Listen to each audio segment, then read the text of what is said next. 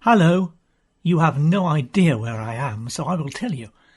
I am deep underground in the secret British National Sound Archive, which, for reasons of secrecy, is deep underground. I am holding the last 2 cans of tape containing The Orchard, and I shall shortly be putting the first of those episodes, episode 19, into the player for you to hear. But first, some background information. Following the departure of Seth Haverstock and the departure of Pastel Finch to Pastures New, a travel programme and a demotion which was not at all what she was expecting, the powers that were put original writer Marmaduke Leicestershire in charge, desperate to reinvigorate the show and perhaps save it even at this late date. He did what all new producers do in desperation. He changed the theme tune, so alienating what was left of the listening audience. The new theme lasted for this episode only. But I'm talking too much. You don't want to hear me. So here, for you to hear, is the penultimate, for our younger viewers that means the last but one, episode of The Orchard, the everyday story of country fruit. Following Dr. Clark's shock announcement that the Squire is back in charge at the Hall, Lady Caroline leaves for London, promising that she will return with proof that she, not the Squire, should be in charge at the Hall. Following the shock announcement that the Hall is to be the new cottage hospital and not the farm, the Bidderdale family are still concerned that Lady Caroline might return from London with the aforementioned proof. Neville realises that he loves Violet, despite her parents. Tam realises that he loves Violet too. Tim and Tom have trouble with a jigsaw, and the other one learns some distressing news. Colin has disappeared.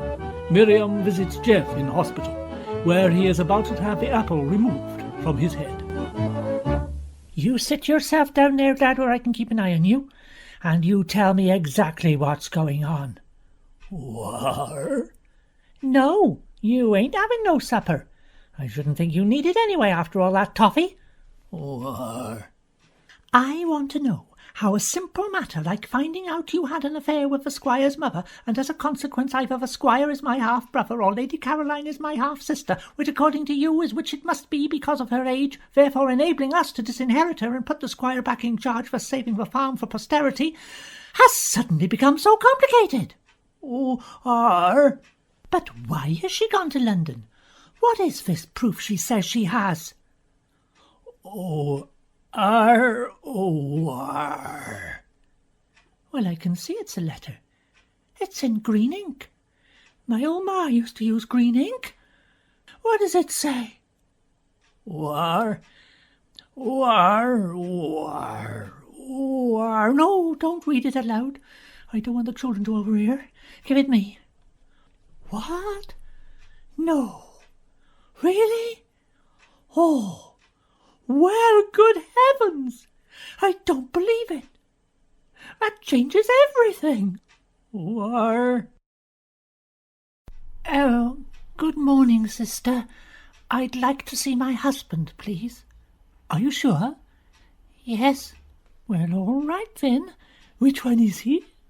That one, with the apple on his head. Oh, the one with the apple on his head. Oh, he has given us all a good laugh. Nurse Richards brought her box brownie in, and we all had a photo round the bed. There he is. Not quite so funny now, because some of the apple's been taken away. Why haven't you taken it all away? Oh, you can't remove the apple all at once. A sudden lightness to the head might affect the brain. The doctor's taking away a segment at a time. Oh, can I speak to him?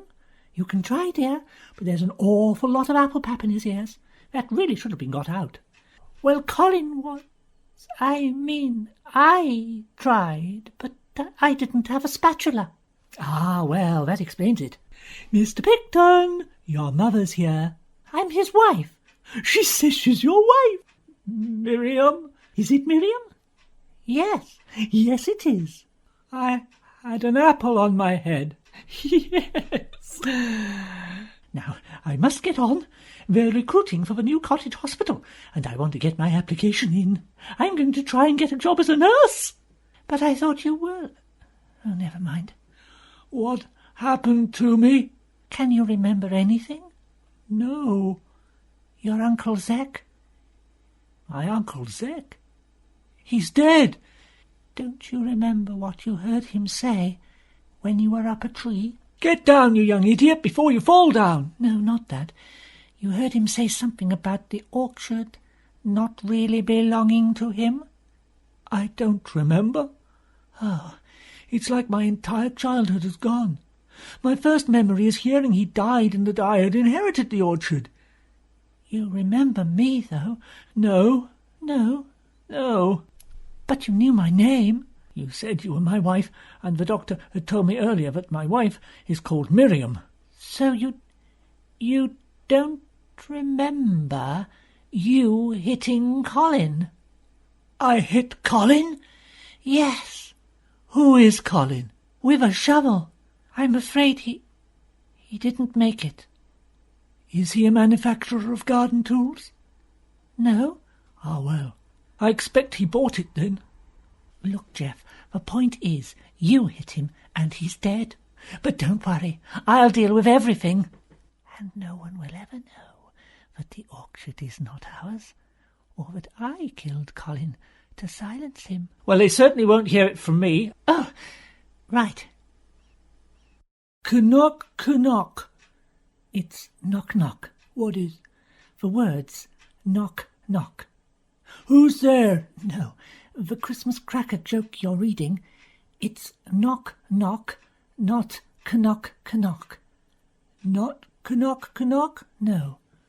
Knock, knock. Yes. You're supposed to say who's there. Oh, who's there? Oh, Arthur is there. Arthur who? Arthur Moe. I'll go and see. Yes, that was very funny, Tam. But I really need to talk to you.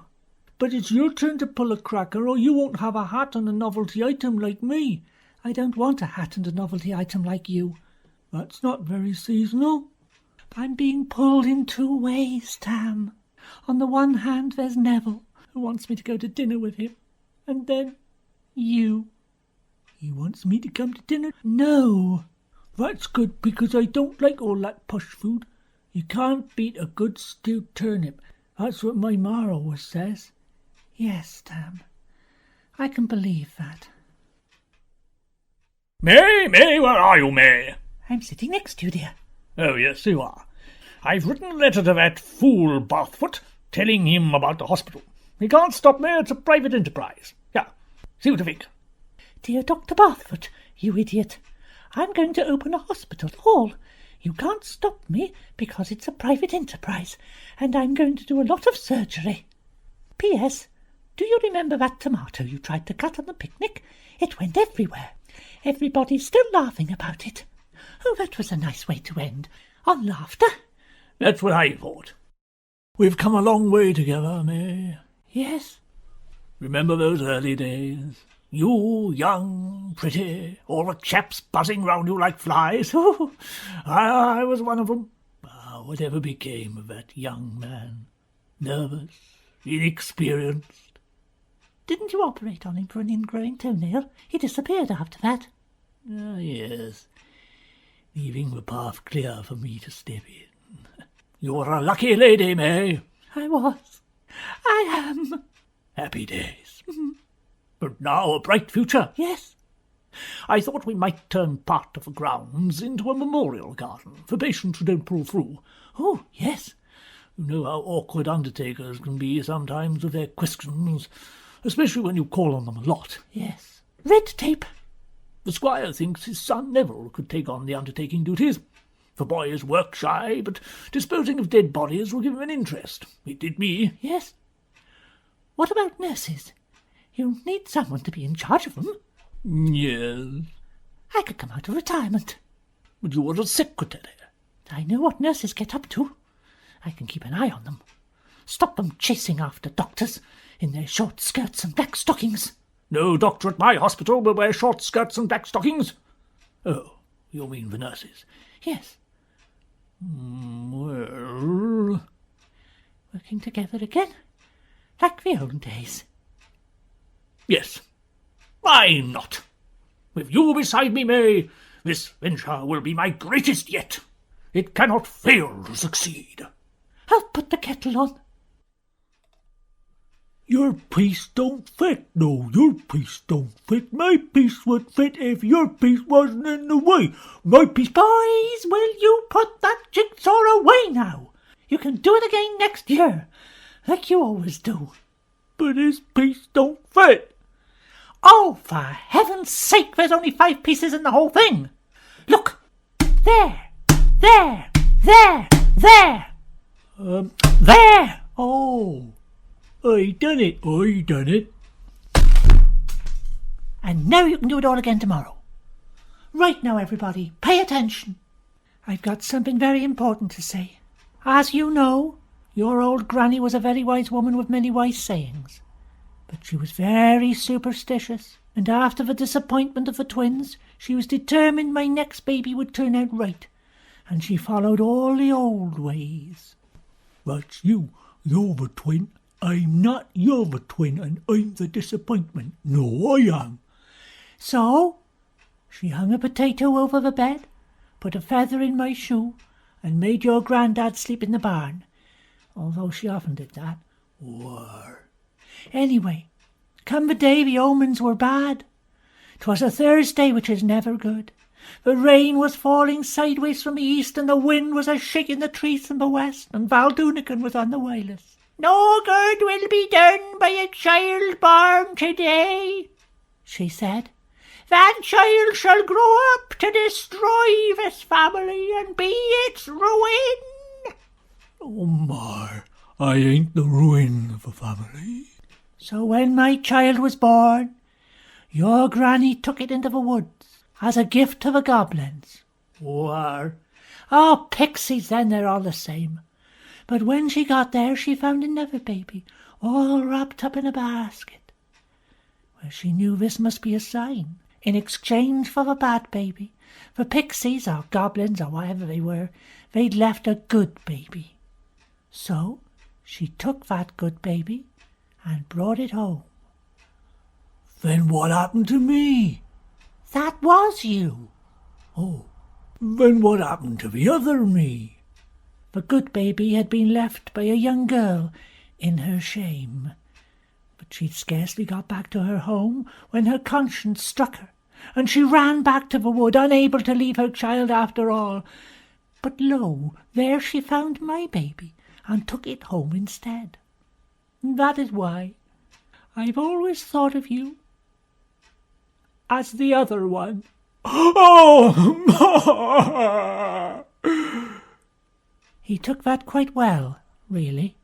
but why tell him no more? Because of his letter, Tam. I had to. Read it.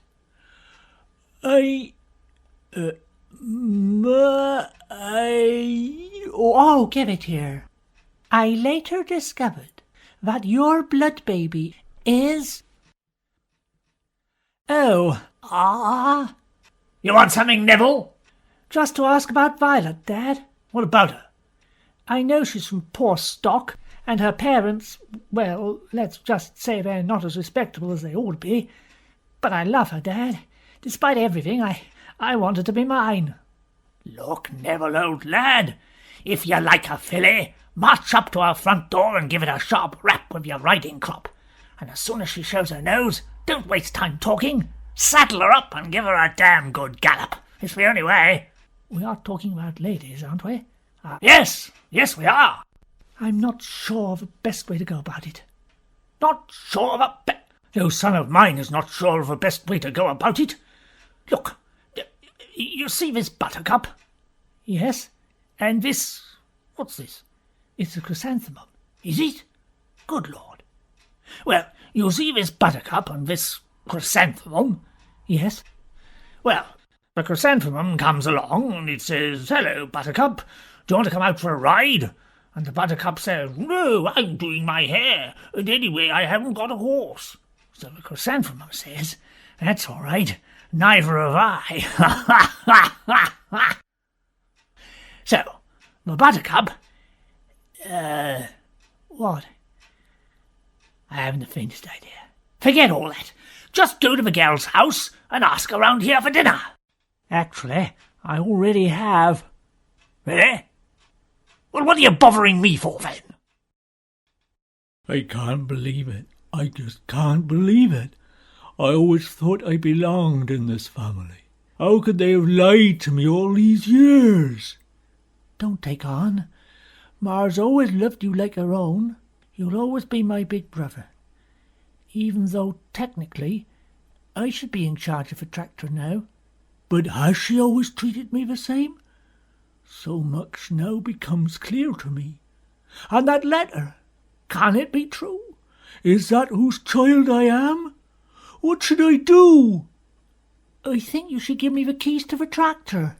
Oh, have the keys. I'm going to the hall to sort this out once and for all. Ma won't like it. Ma! Ha! I have no ma. My real ma is dead. Oh, yes. Can you give me a lift in the tractor? Will peace and harmony ever be restored to the Bidderdale family? Will the squire get his way, or will new revelations destroy his dreams?